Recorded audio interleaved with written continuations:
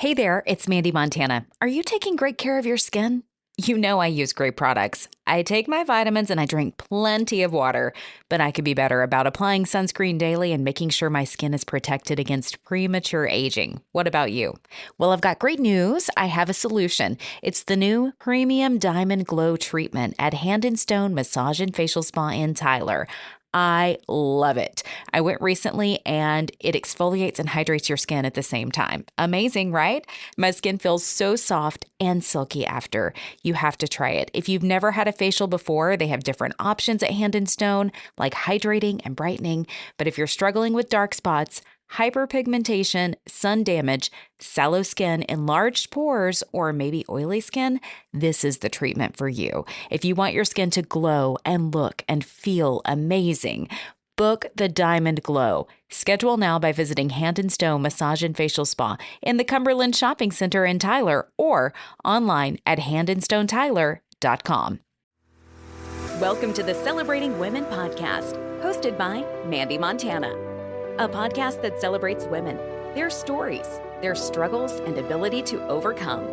Conversations that celebrate their gifts, their talents, and courage. It's the Celebrating Women podcast. Presented by Hand and Stone Massage and Facial Spa in Tyler, Texas. With over 20 massage therapists and 6 estheticians, certified and trained in multiple protocols, you can get an affordable massage or facial located right here in the East Texas area.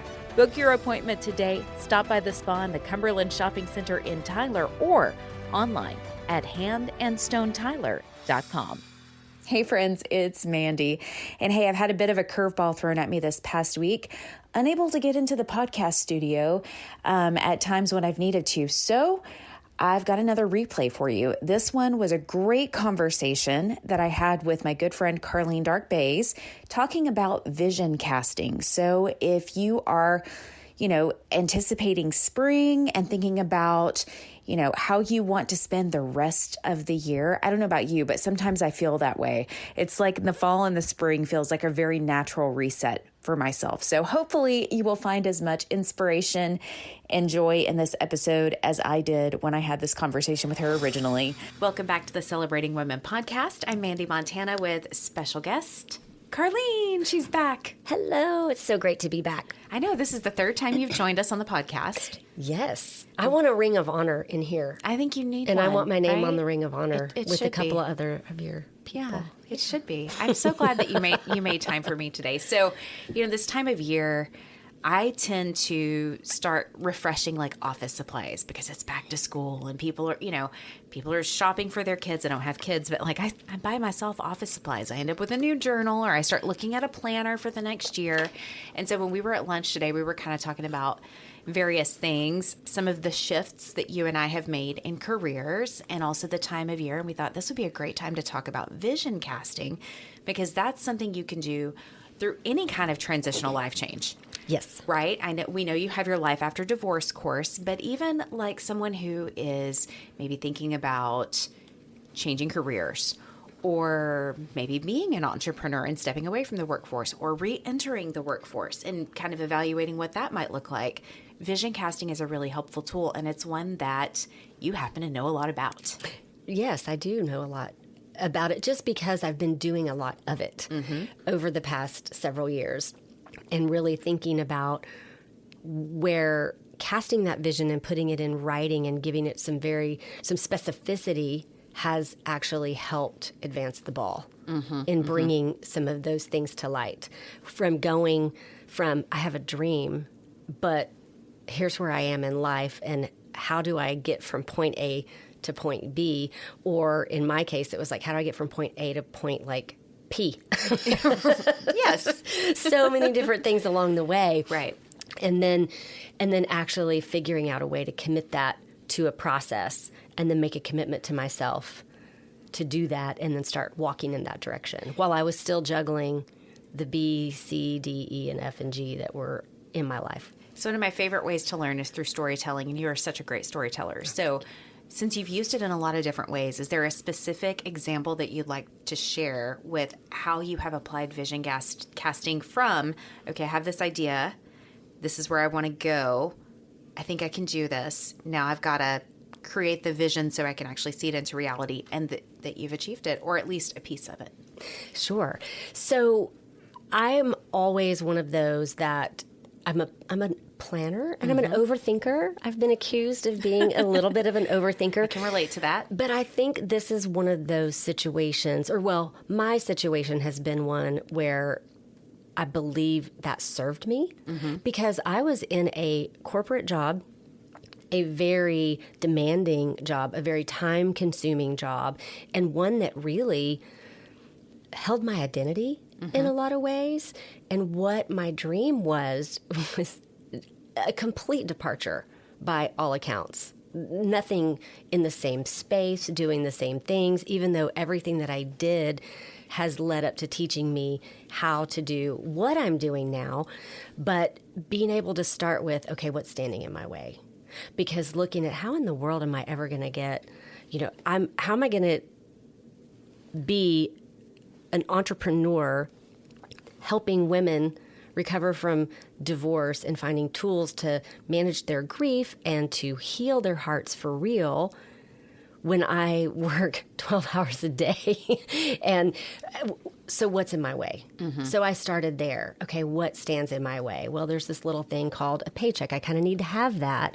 So that's not in my way, but there's a gap. How do I fill that gap? So kind of working through a lot of journaling, a lot of prayer, a lot of brainstorming, a lot of research and Google and looking at people who had been successful in leaving the workforce to follow entrepreneurial dreams. But I have to organize things. And so for me, it was like I had this sea of advice and ideas and processes and success stories, but how do I make those things mine? So I finally sat down and said, all right, just like I attack a business problem or a SWOT analysis, what are my strengths? What are my weaknesses? What are my opportunities? What are my threats? Okay, what's in the way? Let me just get all that out. Think of everything I can think of that might be in my way. Which ones of these can I do something about? Which ones can I not? Okay, kind of like what's the little going on a bear hunt? And you come to a mountain, can't go over it, can't go under it, so got to go around it. So, okay, for the things I can't control, how do I go around those? And so it just kind of became something that was very hazy to, oh, okay, I can see that in the distance. I can see it now.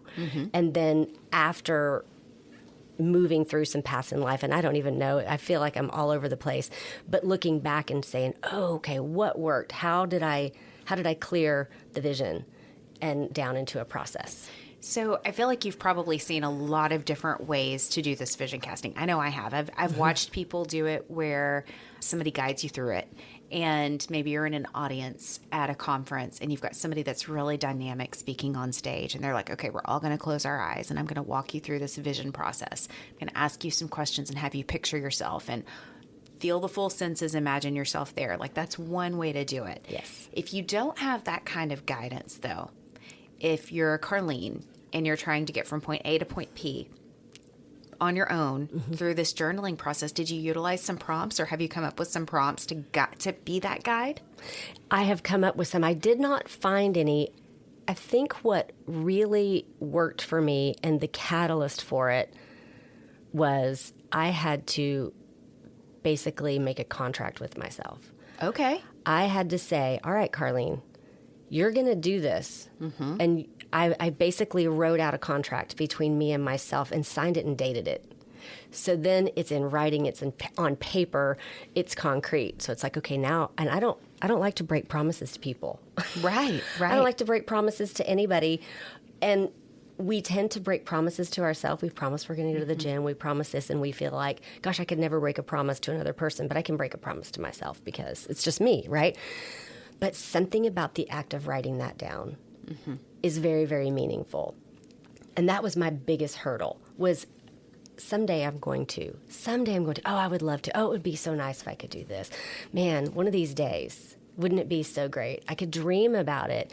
But for me, I needed to put it in writing in black ink and stick it up on my mirror where I could see it every day and remind myself. So is that what you did? I did. Okay. I did. And then as other things I would put things on Post-it notes and stick those on my mirror or on the refrigerator or on the wall of my prayer room. I have a prayer room that has a little push pin board, and I'll put people that I'm praying for and things that I'm praying for. And I started putting things that I knew, okay, I'm going to need help with this. So this is something I need to pray over. Praying over that. That's what I was going to say, like asking for guidance, asking for the person. Mm-hmm. And then other things that were, hey, like and I still use that system. I love me a Post-it note. I do too. I do too. You see my calendar over there. Instead of writing on the calendar, I write on colorful Post-it notes and attach it to the calendar. Yes. Because then I can move it if something changes. That's right. And there's something very satisfying when you actually do it, of being able to pull it off there and crumple it up and put it in the trash, or take a big black Sharpie and write done and the date on it. That's so satisfying, like crossing things off the to-do list. Agreed. It's very, very satisfying. But I still have, I have questions that I'll ask myself. I have a Post-it note in my workspace right now that says, who needs me to show up for them today? So when I go upstairs to do my writing or to do whatever it is that I'm doing, and I have a writer's block, or I'm not feeling it, or something distracts me, I look over at that and see, and I have to answer that question to myself. If I don't do this today, that's an opportunity that I might miss, that somebody might need some encouragement or some assistance, that who needs me to show up. And I also have a note to myself that says, be worth your investment. Ooh, that's because I've made a lot of investments in myself on this. And it's a reminder, hey, I need to be worth the investment that I've made. And so just in the processes that I have, the notes I've written myself, the breakthroughs that I've had, I've kind of created a little system for that vision casting that seems to be working for me right now. Do you want to share a little bit more about it in detail? Like, where does that start for you for vision casting? Is that an internal? Is it identifying the vision? Is it identifying like self-worth? I mean, it can go a lot of different directions, I feel like, and I've seen different teachers teach different things. But for you, where do you start with vision casting? Where I started was, and the first question that in my little system is, if I could fast forward to, whether that's 1 year, 5 years, whatever the case may be, what's the biggest difference that I would like to see? Okay. Because defining where you want to go, you can say, gosh, I want to be an entrepreneur someday.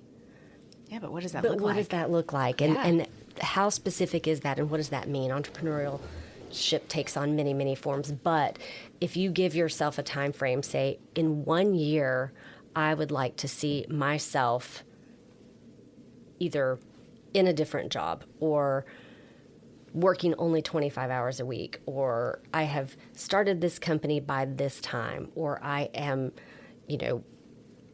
12 music lessons in on learning my dream, whatever that looks like. Yeah. If I could fast forward, what do I want to have seen happen over the course of this time? Because so often we don't do that. We don't define it. And so it's true. just always out there in front of us like a carrot being dangled, but without definition of what that looks like. It's so easy not to get there.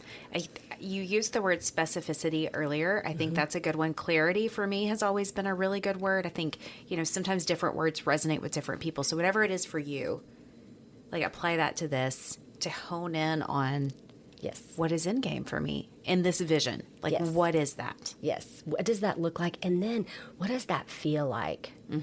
What does it feel like to have a freedom that you don't currently have? Or what does it feel like to be unencumbered, or to actually have more of a purpose than you do right now? If you feel like your life it's not going in the direction you want it to go to, but you can say, well, 1 year from now, where I would love it to be is here. What does that look like? And what does that feel like? Yeah. And what's the day to day like? I had as a guest recently on an episode, I had Kim Evans and Kelly Carrasco from Hand and Stone. And both Kim and Kelly left another career to become a massage therapist. And they were both talking about how they feel like it's their purpose. And it's such a calling on their hearts to provide that piece of wellness to their clients. And you could hear it in their voice, and I could see it on their face and in their body language, how like connected they were to their purpose. And I feel like that's the piece you're talking about, is as you're vision casting, you want to be in that state, that feeling, that connectedness to whatever end game is for you. Yes. Entrepreneurism, or music lessons, as you mentioned. Like, what's it going to feel like to be on stage performing? Right. How are you going to be interacting with the audience? What is that going to feel like? What's it going to sound like? You know, or what's it going to taste like? Are you going to be drinking water on stage in between, or are you somebody who's going to be taking a shot? It could taste different depending on the person, you know? And maybe both, whether you're on stage on a Tuesday or a Saturday. It could be either or. Could be either or. But yeah, like thinking through and really getting yourself into that state of where the end goal is. Yes. So that's where we start. Where do we go next? Yes. So then the next thing is asking yourself, okay, I looked at what 1 year what I want to accomplish over, what do I want to see a year from now? Then let's look a little further down. And the little resource that I have is kind of based on coming from a place of trauma or pain, or being in a really rough place in life. And if I could say, okay, now let me look 5 years down the road, let me look a little further. And I could say, I have crafted for myself a happy and purpose-filled life. What got me there?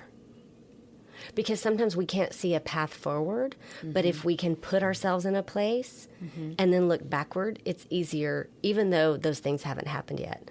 But you can say, gosh, imagine myself in this life. What do you think it was that got me there? Right. Because then that's your path forward. And if you've given yourself that exercise of what does it actually feel like, what does it taste like, then it's much easier to actually, because then now you're motivated because you've had that little taste of it in your thought life and in your dreaming life. I do that backward process when I need to be somewhere. So like I back time that way. I'm like, okay, well, if I need to meet Carleen at 1:00, where do I need to be at 12:30? That's right. Do I need to already have my purse packed? Do I need to be walking out the door, or can I be walking out the door at 12:15? So if I need to be kind of in transition at 12:30, then I probably need to have my makeup and hair done by 12. So that means I need to be in the shower by, and then I just go backwards, right? Yep. So I feel like that's what you're talking about, is once you've identified, okay, this is where I want to be. What did it take to get me there? What are those steps looking backward? Yes. To fill in the blanks. I think our brains work better that way. Yeah, I think so too. And it's kind of like if we have a problem and we're just not sure where to go, what to do next, we can get stuck and not see the path forward. But if a friend says, hey, I have this problem, I need some advice, I need some help, it's so much easier to help that person find a solution.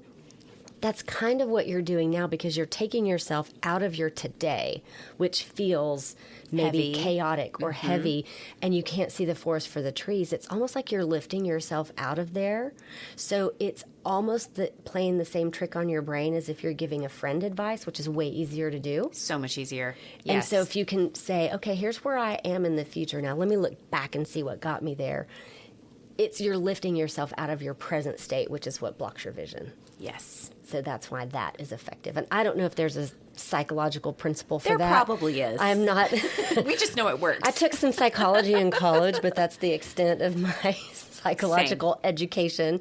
But for me, I have found that to work, and I have found that to work with people. Yes, it's a very helpful tool. So we identify where we want to go. Yes. Then we start to backtrack to see how we need to get there. What's next? What's next is looking at, okay, what stands in the way? Identifying obstacles. Identifying those obstacles. What are the things, the obstacles or the threats, what stands in my way? And so I think that we can tend to give ourselves a million reasons why we can't do things, but something about the act of, okay, all right, well, let's just write those things down. Let me take a look let me assess it for real instead of just thinking of all these obstacles. I'm just going to write them down. It robs them of their power. I agree. And when you look at that list, okay, well, that's not as bad as I thought. Right. They don't seem as big. And then also there's a to-do list. I love a to-do list. I do too. I was just I love thinking it. right now of like 4 things that if I wrote them down, I might actually do them tomorrow. And they probably have needed to be done for about 2 weeks. So I probably need to write those down so I can mark them off. Yes. The to-do list. Okay. There's something about the act of writing those things down that puts the power back in your own hands. Yes. Instead of the power being in the obstacles. Now you've taken the power away from those obstacles. So we've gained clarity on where we're going. We've backtracked to help create the path to get there. We've identified some obstacles. What's next on this vision casting journey? The next thing I had to learn was to to tell myself and believe this message and continue to remind myself that I am stronger than I think. I have more control over my life than I think, and God has great plans for me. Mm-hmm. If you're walking on this earth, God has great plans for you. And then it's up to you whether you step into those plans or not. There's everyone, whether you're a stay-at-home mom or a CEO or a minister or a nurse or a librarian or anything on the spectrum. Mm-hmm. God has a great and wonderful and amazing plan for you. And some of us step into those plans and some of us don't. And the sad thing is when we choose not to step into those plans, God's like, well, shoot, I guess I got to raise up somebody else. Mm-hmm. I had this for you, but I'm not going to force you into it. Mm-hmm. So for me, it was that I had to come to terms with, I'm stronger than I think. Mm-hmm. I have more control over my life than I think. And God has great plans for me, and I don't want to miss it. I don't want to get there one day and him go, and me be looking at this amazing woman and going, wow, I wish I'd have done that. And him looking at me going, well, you could have. Yeah. Meant for you to. Called you to. Called you, asked Invited you. Invited you. And you didn't for whatever reason, because you didn't think you were worthy, or you didn't think that you could, or you didn't think that you had the control. I don't want to be that girl. So you need to carve out some time for this process, right? A little bit. And it doesn't have to happen 30 minutes, all at one sitting. Yeah. An hour. Or like you said, maybe this is something you do over coffee in the morning, a few mornings in a row. Mm-hmm. Like when you're waking up and you're kind of like getting in touch with who you are as you're preparing for your day. You wake up a little bit earlier and you spend some time with this. Because it might change a little. Oh, for sure. We talked about that as we were leaving lunch, how both of us, whenever we like write a blog post or start identifying something like a piece of writing of any kind, we'll write it, and then we come back to it maybe the next day or a few hours later, and we completely rewrite it because that doesn't make any sense anymore. But if we hadn't started and done the initial draft, we wouldn't have the second draft.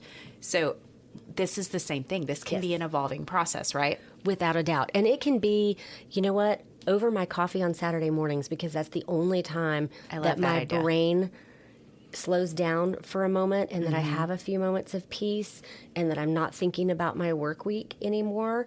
Yeah. And it might take Do people not think about their work weeks? Is there a moment where some people actually like unplug and don't think about their work weeks? I don't know, but if you're out there, teach me your secret. Yeah. We both enjoy work, so that's a big piece of it. We find a lot of purpose and joy in our work. It's a big piece of our identity because of that. So we're kidding and also not kidding. Yes, exactly. Well, and then for me, this is kind of my line of thinking. Some people might need to do this in a different order. You know what I mean? Oh, yeah. I have done worksheets, and Mel Robbins has a like a goal setting download that she was really talking about earlier this year, and I downloaded it and started working through it because I kind of wanted to compare her system to mine. And hers is a very thorough inventory of looking back at the year, looking forward. Mm-hmm. But for some of her questions, I wouldn't have an answer for them. Okay. And I would get stuck. And then I said, you know what? I'm just going to go on to the next question. And I'm not going to sit here and get stuck. And then a couple of days later, when I reapproached that question I had skipped, I was like, oh, now I have an answer for that. Now I get it.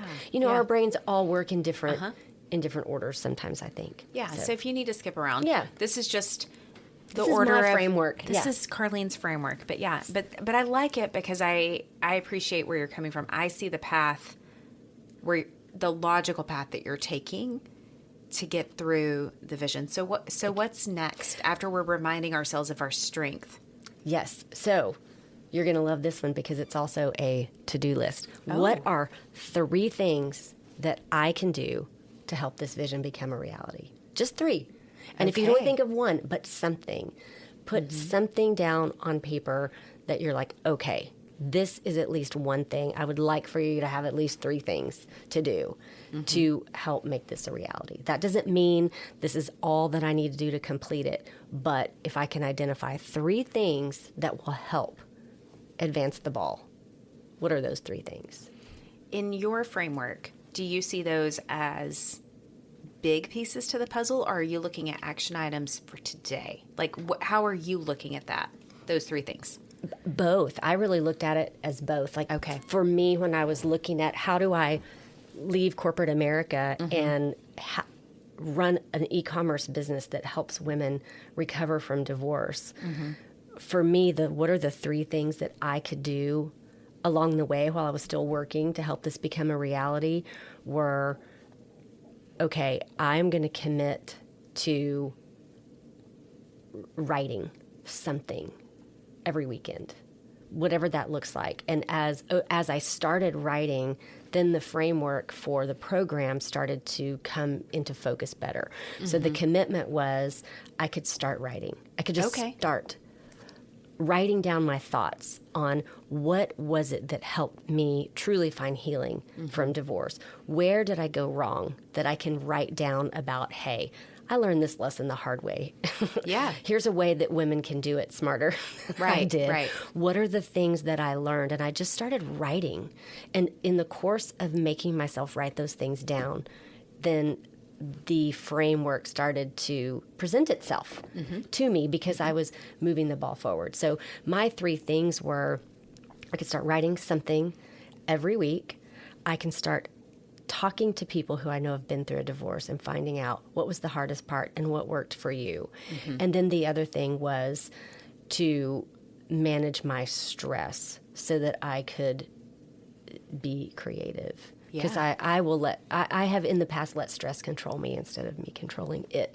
And I knew that was going to be a big piece of the puzzle because there would always be 100 reasons why I needed to spend all of the time, all of the energy, and all the effort toward that corporate job because... Right. It's paying the bills. It's paying the bills. People need me. There's never a shortage of tasks to be done, problems to be solved.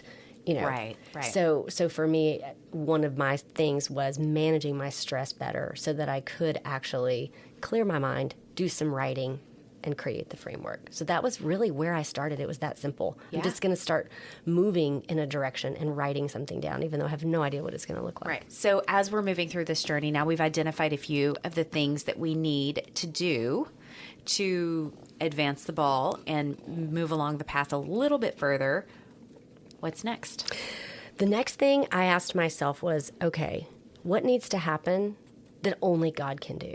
That there's no way I'm going to be able to do it. Okay. So, because, again, let's get rid of the excuses, right? As to, well, this would be impossible. At this time, when I started on this journey, I was a one-income household and had been for many, many years. Yes, you had. And as long as I had known you. Yeah. I did not have the luxury of saying, you know what, I'm just going to leave with no income to replace this. So I need to define those things that only God can do, that it's going to require this for me to be able to do this.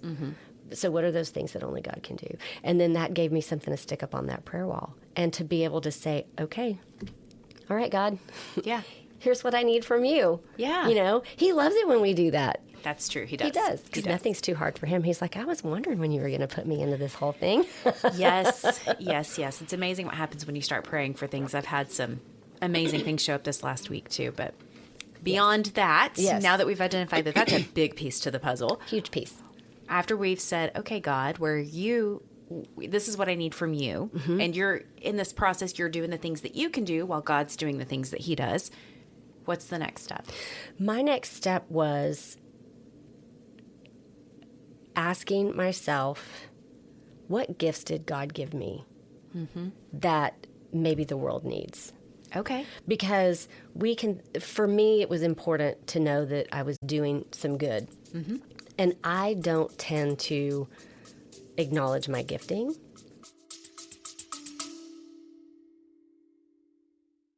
Hey friends, it's Mandee. Have you ever wished for a protein drink that's light, refreshing, and crystal clear? Well, the wait is over. Zingular's Clear Protein Plus is finally here. With 20 grams of grass-fed whey protein isolate, 0 artificial sweeteners, and powerful digestive enzymes, this isn't your typical protein shake. It's clean, smooth, and easy on your stomach.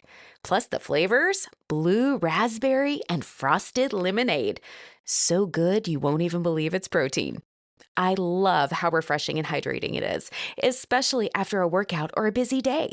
No fillers, no bloat, just clean, high-quality protein. Want to be one of the first to try it? Order now by clicking the link in show notes. Zing with Mandee. Subscribe and save to snag 10% off on this and all future subscription orders. Plus, use my code ZINGWITHMANDEE, all one word, to save $10 off your first order. It's all in the show notes. That's Zing with Mandee, XYNGWITHMANDEE. Zing with Mandee to save $10 off your first order. Click the link in show notes. Don't miss out on hitting those daily protein goals. The future of protein is clear. I think that's common for a lot of humans. And a lot of humble humans. Well, sure. And because, and I was raised to be humble, and I do believe that that is a godly virtue. And at the same time, he tells us that we are wonderfully made.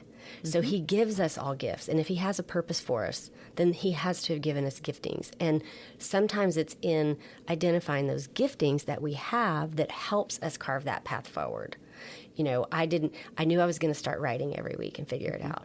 So then I thought, well, so what are some of the gifts that he's given me? Because then that's going to help me see what direction I might be supposed to take this. And I've talked to women who they're like, I don't know what I would want to do. I've been working in the same job, getting up, getting kids off to school, cooking dinner for my husband, watching an hour of television, going to bed, get up the next day, lather, rinse, repeat, all weekend long. All I'm doing is laundry and house cleaning and grocery shopping and making a Target run and going to baseball games and taking my daughter to practice. And I have no idea. I don't have a dream. Who has time to dream? I've had women say, I don't have a dream for what I want to do with my life when I grow up, because who has time to think that way? Yeah. But they know that sometimes we get in a place where we know that where we are right now is not where there's more. There's got to be more. And so sometimes it's in identifying those gifts that we have that can help us, especially if we don't have a specific vision or dream that we want to accomplish, but we just know we don't want to stay here. So how would you direct someone who feels stuck on that, like what you just described, somebody that maybe feels like they're in a rat race or on a hamster wheel where it's just, you know, their mind is spinning, they're doing the things, they're barely getting by, maybe living paycheck to paycheck. And, you know, that's a big thought for them to go, I just feel like my gift is to get this kid to school today. Like I'm capable of that. How would you recommend that they start to identify those gifts? I would, if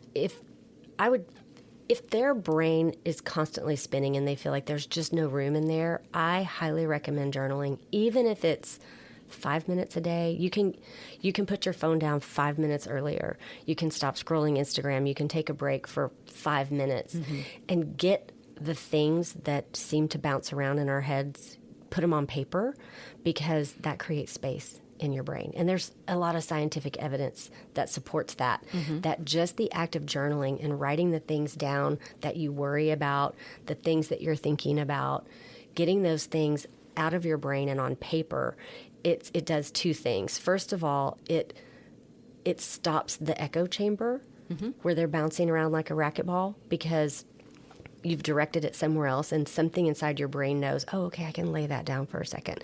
The other really cool thing it does is it takes things out of, when you journal, when you write things down, it helps when you're talking to a therapist as well, but there's a lot of science really supporting actually the physical act of writing it down or typing it out. Is it removes it from the emotional side of your brain and moves it over into the logical side of your brain. So all of a sudden, it's not giving you stress anymore, and problem solving kicks in. And it's almost like, okay, again, it robs it of its power over you, and it doesn't seem so big, and then it creates space in your brain. And so then it's sitting down and sometimes I've met people like, I don't have any gifts. Like you said, my gift is getting my kids off school. I'm a great mom. Okay. What makes you a great mom? I'm nurturing. I'm thoughtful. I hear what people say that they would like, and I remember those. Or ask your friends. I've been amazed at people that don't think they have any gifts or talents, that when you talk to their friends, they'll say, oh my gosh, she's an amazing speaker. She gives great advice. Or have you seen her draw or paint? Have you tasted her cooking? We all have gifts that we may not see as a gift. So if you can't really identify those on your own, ask your friends. I was hoping you were going to say that, because I was like, I feel like that's a great place to start, because so often our friends can be great reflections for those moments where if you just feel stuck and you feel incapable, because I think we've all been there at some point, at a low point where, even when you get it all journaled out, then you're like, wait, why did I do this? Why I created some space, but what was the space for? Oh, giftings. Oh, I wonder what Carleen thinks my giftings are, or I wonder what Ashley thinks my giftings are, or what would Lindsay say? And you know what? There's probably some common denominator there. For sure. There's probably some commonality. So I think that's a great, resourcing your community, because and too, for your vision casting too. I feel like sometimes other people can maybe see a dream for you that maybe you wouldn't allow yourself to see. So sometimes sharing. Yes. I had this idea, talking through it. Yeah. Sometimes you can be, invited to something bigger. So for sure. I love that. And ask yourself, what are things that people ask me for a lot? What do I get asked to do at work all the time? What is it that people come to me for? And I would say, when you're asking those friends, find those ones who are always honest with you, that aren't just going to blow smoke and say, oh, but you're amazing at everything you do. Okay, that's not helpful. I need some specifics. Right. Thank you, and. Right. Don't tell me I can sing when I can't sing. Oh, goodness. You know what I mean? I do. There are those friends that they love you so much, and it's great to ask all your friends, but really go to those ones who are going to be honest, and think about, what is it that I always get asked to do? Yes. What do I always get asked to do? Good thoughts. Okay, so now we've identified giftings. Where are we going next on our vision casting journey? For my thing, it was, okay, if it's a perfect world, what does me sharing those gifts look like to me? I like that, because that's different for different people. Yeah. Yeah. And if I could paint whatever world I wanted, what does that look like? I've been told I'm a pretty good teacher. You are a great teacher. Thank you. You're So welcome. for me, it was, okay, so you want to help women that have been divorced. You've been told you're good at teaching. You've been told you're okay at writing. So if I had a perfect world, what would that look like to me? Is it teaching Sunday school? Is it going back to school and getting my therapist a degree so I could become a therapist? I was like, nope, that's not it. Nope, that's not. I've been told I'm a pretty good teacher. But in my perfect world, I want to work from home. I want to set my own hours. And seeing that the world was moving into a digital space, that so much of what we consume, so much of what is natural to us now is some sort of online interaction. So in me, this was spurred by a friend of mine telling me a gifting that I had that she felt like I should be doing something with. And then I said, well, in my perfect world, what would that look like? And then I was amazed at how quickly the business plan, and when I looked at, oh my gosh, and here's why that makes sense here and here and here and here and here. And so walking through that perfect world scenario. Now, am I living that perfect world scenario? Not quite yet, but I'm building it a whole lot closer to it than I was a few years ago when I began this process for the journey that I'm on right now. Right. Gosh, this is such a helpful tool, Carleen. Is there anything else to add to this, or are we I feel like we're kind of getting closer to the vision. We are. Okay. We are. And so the next thing I wrote down is, what is one thing I can do each day that shares more of my gifting with the world? And that's kind of just in full transparency. Walking the That's walk. where I am on my journey right now, is trying to figure out, I have all the content. So for me, that answer to that question is putting helpful, encouraging content out on social media. Well, you're doing that right now. Well, You are doing it. I am. That is still part of the learning journey. I'm still Yes. learning, as someone who kind of swore off of social media for a while. I'm jumping back in the pool, and the pool feels really icy cold. It's a little bit of a shock to my system. That's how it feels for all of us when we first jump in. Yes, exactly. And then after that, it is figuring out a way to have a visual representation that engages your creative side. We've been doing all of this logical side of our brain. We've been writing all these things down.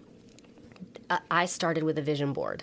Yes. You could do a vision board, you could draw pictures, whatever. But I like to find another outlet. One of the things I did when I was in sales that probably was one of the most impactful things I ever did. And I spent a lot of money on sales training, and I would listen to cassette tapes of Zig Ziglar in my car between sales calls.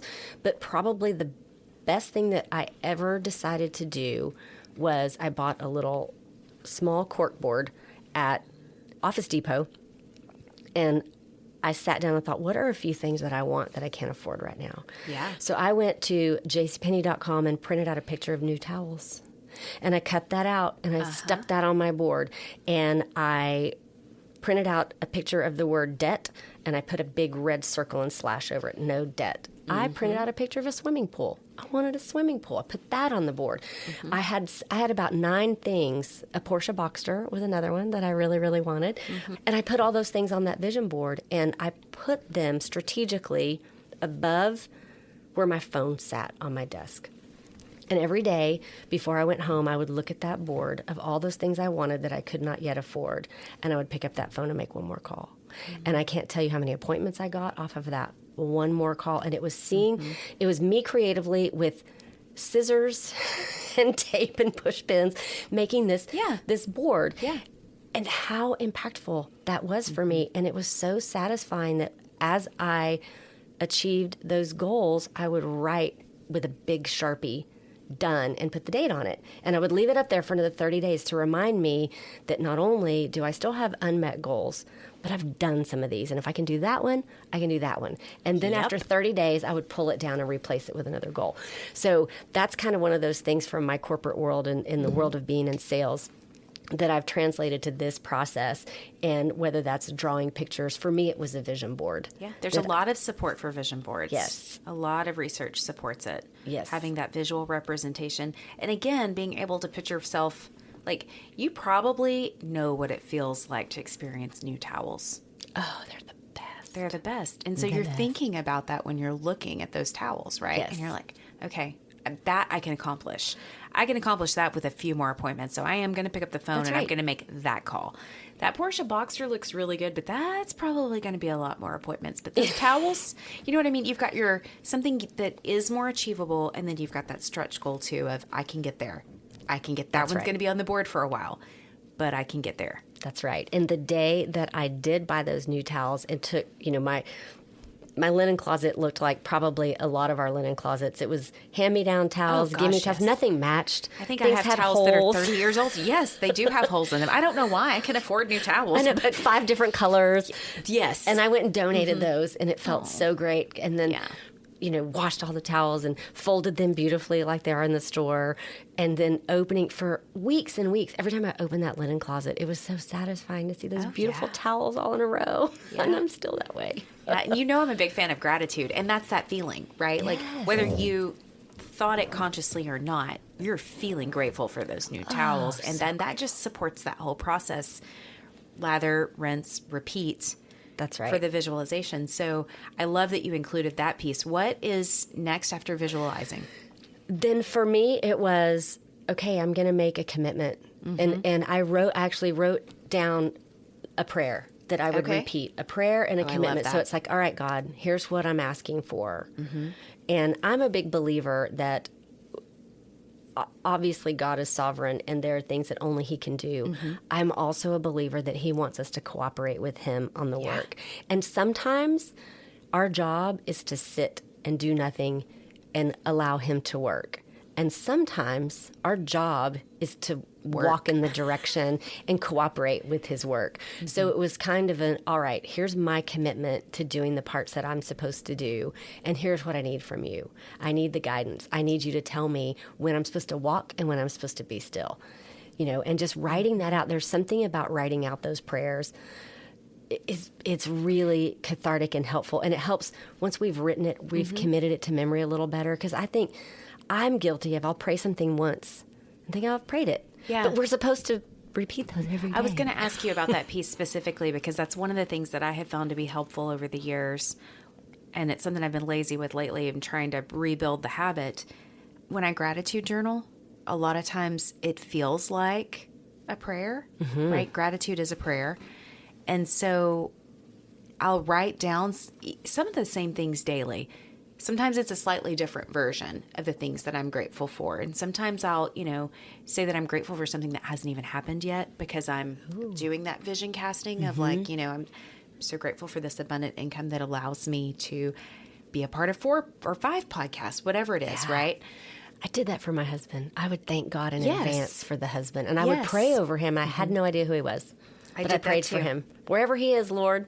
I did something similar too whenever I was single, and I did it daily, and I said it aloud daily, and it was kind of like a practice, almost like a chant or like a song. And I had a specific piece of music that I listened to when I would say that aloud, and it kind of got me into that feeling of not just gratitude, but of love and of appreciation and joy, and just really being in that state of what it would feel like once I had found someone who was my partner, my equal, that was going to be on this journey with me and kind of us doing this thing together, and how great that feels. But I think you can do that with your goals too. And that's I just recall writing down like 10 goals a day. And one of them was actually to have a podcast. So I'm like, okay, it's happening. That one actually came to fruition, but for like a year, that was one of my 10 goals. And I would write it down as if it had already happened every day. And I think that repetition process is great. Like, do the worksheet, get it down on paper, but then find a way that works for you. Even if you're writing it on a Post-it note daily on your desk, it doesn't have to be a fancy journal. That's right. On a legal pad, whatever it is. But that practice of putting the intention behind it and feeling those feelings of, I can do this, I'm doing this, I've done this, I think is a big piece. Yes, something that's a reminder. Yes, and that's really the last piece of it is something that's a daily reminder and something that's a commitment to it. Whether that's putting your vision board somewhere where you can't help but to see it. Right. I have some daily affirmations that I wanted to integrate into my psyche and my life. And so I actually printed them out and put them in a frame and put them on my bathroom counter. Now, they got completely covered with hairspray and got kind of disgusting, so I had to move them. But I moved them to my prayer room space so that I can still, and some of them are reminders of some of my gifts that I need to make sure that I use them. And then some of them are things I would like to improve upon. Like one of my affirmations is, I am a frugal person. And I'm frugal in some ways. I could be more frugal. But if I tell myself every day, I am a frugal person, I'm creating neural pathways that will help make me more frugal. And my husband will just love that. What I did when we were talking about praying over our husbands, so another friend of ours, Angela, and I did this years ago. We went and bought men's ties. We went and picked out our favorite tie in the store. And I had bought a couple of my girlfriends that we were in a Bible study group together, a prayer box. And I had written a couple of prayers and some things for them and gifted them each this box.